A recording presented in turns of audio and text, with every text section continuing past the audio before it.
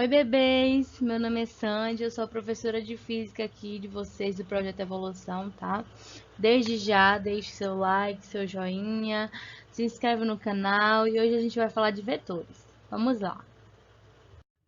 Vamos iniciar falando sobre grandezas escalares e grandezas vetoriais, tá? Já falei sobre isso em um vídeo anterior de exercício, mas acho importante falar aqui também. As grandezas escalares são definidas apenas pelo seu valor numérico e sua unidade de medida, só. Tempo, por exemplo, 5 segundos. Eu não digo 5 segundos para a esquerda, para a direita, para cima, para baixo. Eu não dou uma direção, não dou um sentido para essa grandeza. Assim como temperatura e volume também. Já as grandezas vetoriais, elas são representadas por vetores e necessitam de módulo, direção e sentido. Por exemplo, a velocidade, eu posso dizer 5 metros por segundo para a esquerda, para a direita, dependendo da trajetória de orientação, tá? Assim como a força, o deslocamento também. Vetores, como eu já falei aqui, eles são representados por módulo, direção e sentido. Eles necessitam desses três, tá? O módulo é o comprimento do segmento. Por exemplo, nesse vetor que eu coloquei aqui no slide, o módulo dele é 10 metros. Significa que de A até B nós temos 10 metros. Esse é o módulo dele. Tá? A reta, ela indica a direção, se é horizontal, se ela é vertical, se ela é inclinada. Nesse caso, observe que ela é inclinada e forma um ângulo de 30 graus com a horizontal, né? Esse ângulozinho aqui de 30 graus. E a flecha na extremidade, ela indica o sentido, tá vendo? O sentido aqui tá de A para B, tá? Se eu tivesse a flecha ao contrário, se a flecha fosse aqui em A, o sentido seria de B para A, né? Estaria descendo. Nesse caso, tá subindo, né? Dois vetores, eles podem ser equivalentes ou iguais quando possuem mesmo módulo, mesma direção, mesmo sentido. É como esses dois aqui. Eles são equivalentes.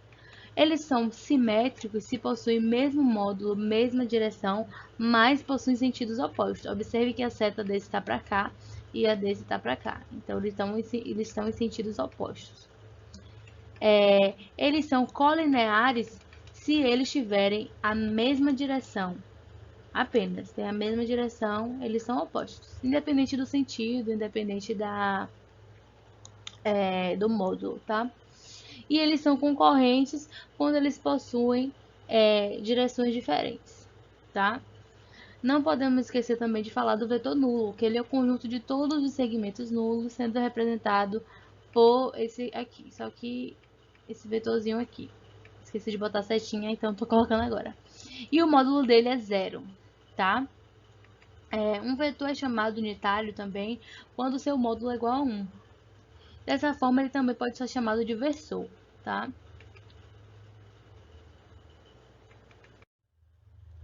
Para fazer a adição de vetores, a gente usa a regra do polígono, né? Que é simplesmente colocar sempre a origem do vetor na extremidade do outro. E o vetor resultante vai ser a linha reta que une o início do primeiro vetor até a extremidade do último. Nós temos aqui um exemplo prático, né? A mais B mais C. Aí eu coloco o A aqui, coloco o B na extremidade do A e C na extremidade do B.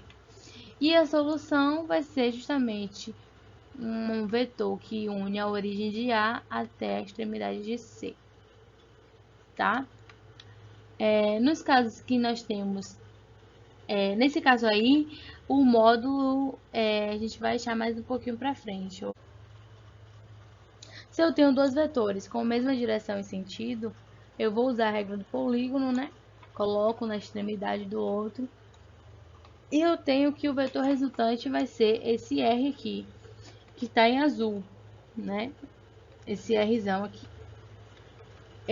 Por que o vetor resultante vai ser esse? Porque ele justamente uniu a origem de A na extremidade de B, né? E o módulo vai ser simplesmente a soma do módulo dos dois. Se eu tenho A igual a 10 metros e B igual a 5 metros, eu vou ter, então, o vetor resultante, o módulo dele 15 metros, tá? E a direção e sentido vai ser esse aí que está em R. Se eu tenho a mesma direção, mas sentidos opostos, usando também a regra do polígono que a gente aprendeu, colocando a extremidade de um na origem do outro, eu tenho que o vetor solução vai ser, que o vetor resultante, né, ou solução, vai ser esse aqui, Rzinho. Então, observe que o módulo dele ele diminuiu, né? Então, o módulo vai ser o módulo de A menos o módulo de B, né? Se eu tenho A igual a 10 e B igual a 5, o vetor solução vai ser 5. Só que nesse caso não vai ser, né? Digamos que A igual a 10 e B igual a 7. Tá mais parecido com 7, que esse B tá maiorzinho, não tá a metade de A. Então, a solução seria 3, né? O módulo dele. E a direção e o sentido dele seria a direção e o sentido vai ser o mesmo. A direção vai ser a mesma, né? Já que os dois estão em mesma direção. Porém, o sentido vai ser o do que tem maior módulo. Nesse caso, como o A tem o maior módulo, então vai ser o sentido do A. Temos também a regra do paralelogramo, que serve para adicionar dois vetores também. Nessa regra, nós vamos pegar as duas origens e vamos unir. E depois nós vamos projetar os dois em paralelo. Por exemplo, aqui o A. O A é esse aqui, né? Eu vou pegar esse A e vou projetar aqui, na extremidade do B, tá? E aí, eu tenho um B também aqui, eu vou pegar esse B e vou projetar aqui, na extremidade do A. Aí, eu formei um paralelogramo, né? Então, o vetor resultante vai ser justamente a diagonal que une as origens dos dois, né? Que vai ser esse aqui, o vetor resultante. Observe que se eu unisse também, através da regra do polígono, pegasse o A e colocasse aqui na extremidade do B, observe que o vetor resultante ia ser o mesmo. E se eu pegasse o B e colocasse aqui na extremidade do A, somente, observe também que o vetor resultante vai ser o mesmo, né? Então, no caso, a direção e o sentido vão ser esses aqui, mostrados pelo esse vetor resultante. Porém, para encontrar o módulo, nós vamos ter que usar a lei dos cossenos, né? Que vai ser o módulo de A ao quadrado mais o módulo de B ao quadrado, mais 2 vezes o módulo de A vezes o módulo de B, vezes o cosseno do ângulo formado entre eles dois. O cosseno desse ângulo aqui, que está entre os dois. Tá? No caso de eu ter dois vetores ortogonais, vamos fazer aqui um exemplo. Então, dois vetores ortogonais. Um na vertical, né? E o outro na horizontal. Vamos supor que essas linhas estão retas, tá? O que acontece? O ângulo é 90 graus. Então, o cosseno de 90 é zero. Então, a gente vai ter apenas que o vetor resultante, que vai ser esse aqui, né? Se a gente formar o paralelogramozinho, né? Aqui. Vai ser justamente esse aqui. O vetor resultante vai ser justamente o módulo de A ao quadrado mais o módulo de B ao quadrado, a raiz dos dois, que eu já escrevi aqui, né? Que é também o que a gente conhece de Pitágoras, né? Porque aqui, digamos que é A e aqui é B. Simplesmente a gente pegou o B e projetou cá, né? B, projetou aqui. A gente sabe que R, que é a hipotenusa ao quadrado, vai ser A ao quadrado mais B ao quadrado. E é isso mesmo que acontece, né?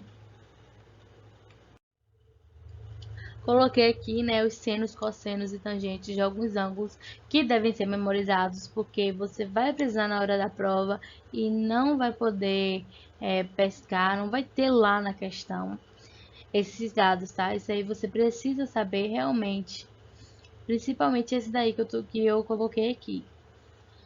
Você viu que na questão anterior eu precisava do seno do cosseno, na verdade, do ângulo entre os dois vetores, né? E tem outras questões também que você precisa do seno, da tangente.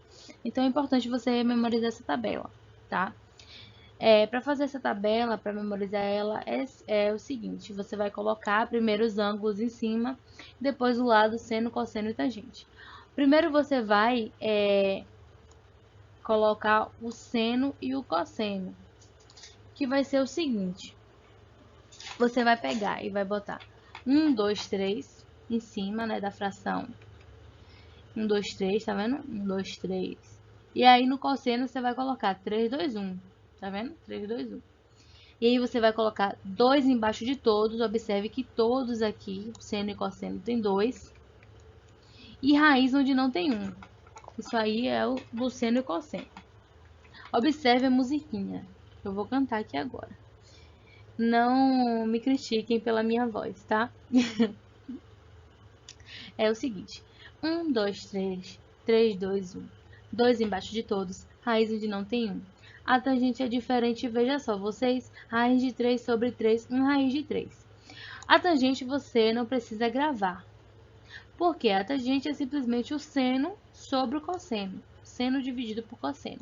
Mas para você não ficar dividindo o seno por cosseno quando você precisar da tangente, é só você gravar mais esse finalzinho da música, tá? De novo. 1, 2, 3. 3, 2, 1. 2 embaixo de todos. Raiz onde não tem 1. A tangente é diferente, veja só, vocês. Raiz de 3 sobre 3, 1 raiz de 3. No caso de subtração de vetores, nós vamos somar com o seu oposto. Por exemplo, nós temos aqui A menos B, né? Eu tenho aqui A, né? Esse aqui e aqui B, tá? Observe que B está para baixo, tá vendo? O sentido dele está para baixo. A direção dele está na vertical, mas o sentido está para baixo, entendeu? E o oposto dele vai ser justamente o contrário, com o sentido para cima, mas também com o mesmo módulo e mesma direção. Então, eu vou somar o A com o oposto de B, tá? E é justamente isso aí, a regra do polígono. E esse aqui vai ser o vetor resultante, né? Também pode ser feito como a regra do paralelogramo. Pegar o B, a origem do B e colocar aqui também na origem do A. Colocar aqui. E também eu vou ter esse vetor, né? Que eu vou juntar aqui o paralelogramo. E é isso aí. Na mesma fórmula lá da adição. A única diferença, né, é que eu vou somar com o oposto, tá? Na multiplicação de um vetor por um número, a direção vai ser a mesma, mas o sentido vai ser oposto se o número for menor do que zero, e vai ser o mesmo sentido se o número for maior do que zero. Já o módulo, nós vamos multiplicar por esse número, tá? Por exemplo, aqui, o vetor A, o módulo dele é igual a 6, e eu tenho um número 3. O novo módulo vai ser 3 vezes 6, que é igual a 18. Porém, a direção e o sentido vão ser os mesmos, porque 3 é maior do que zero, então vai ter o mesmo sentido, tá? Já a divisão de um vetor por um número vai ocorrer da mesma forma. Vai ter a mesma direção e o sentido vai ser oposto se o número for menor do que zero, e vai ser o mesmo sentido se o número for maior do que zero. Podemos ver também esse exemplo. O vetor A tem um módulo de 4, tá? Eu tenho um número menos 2. Dividindo 4 por menos 2, nós temos menos 2. Só que o módulo ele sempre vai ser positivo. Então, o que é que vai inverter aí? No caso, o sentido. W agora tem módulo 2, porém o sentido dele é oposto ao sentido do vetor original, tá? Todo vetor bicondicional ele pode ser decomposto como a soma de dois vetores, um representado no eixo x e o outro representado no eixo y. Aqui é um vetor e aqui também um vetor, tá? Fazendo a regra do paralelogramo, a gente pode provar isso, né? Nós projetando aqui o vetor ax e aqui o vetor ay, que é que é esse mesmo daqui, a gente tem que o vetor resultante vai ser justamente esse aqui, o A. Então, o que acontece? Usando as relações trigonométricas, quais são essas relações? Seno é cateto oposto sobre a hipotenusa, o cosseno é cateto adjacente sobre a hipotenusa, certo? A hipotenusa aqui vai ser o vetor A. Se eu tenho aqui um ângulo θ, o cateto oposto vai ser AY e o adjacente vai ser o AX. Então, isolando aqui AX, você vê que o cosseno de θ vai ser AX, que é cateto adjacente, sobre a hipotenusa, que é A. Então, eu isolei AX aqui. Eu tenho que AX vai ser o A vezes o cosseno de θ.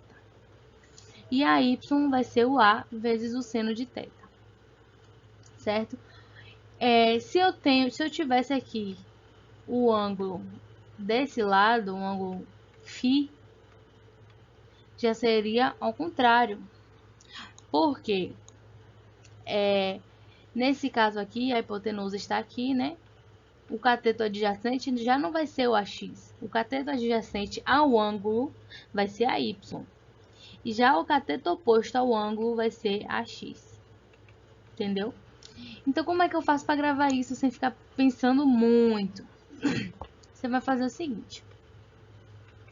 Se eu tenho um ângulo aqui, qual é o ângulo que está... Qual é o ângulo... Não, qual é o vetor que está próximo do ângulo? Nesse caso aqui é o AX. Então o AX vai ser o cosseno, tá? Mas, então, e o AY vai ser o seno. Já se eu tenho um ângulo aqui, um φ, por exemplo, qual é o que está próximo do ângulo? Nesse caso é o AY. Então o AY vai ser o cosseno, tá vendo? AY é igual a vezes o cosseno. E o AX vai ser vezes o seno, tá?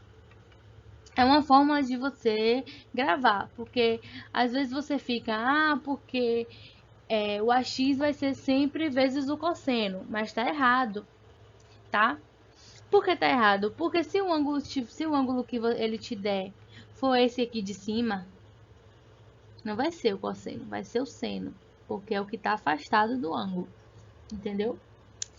Mas se ele me der um ângulo aqui embaixo, o θ, aí vai estar certo. O AX vai ser o cosseno. Bom, essa foi a aula de hoje. O material está aqui na descrição do vídeo, né? Qualquer dúvida pode perguntar. Beijão e até a próxima.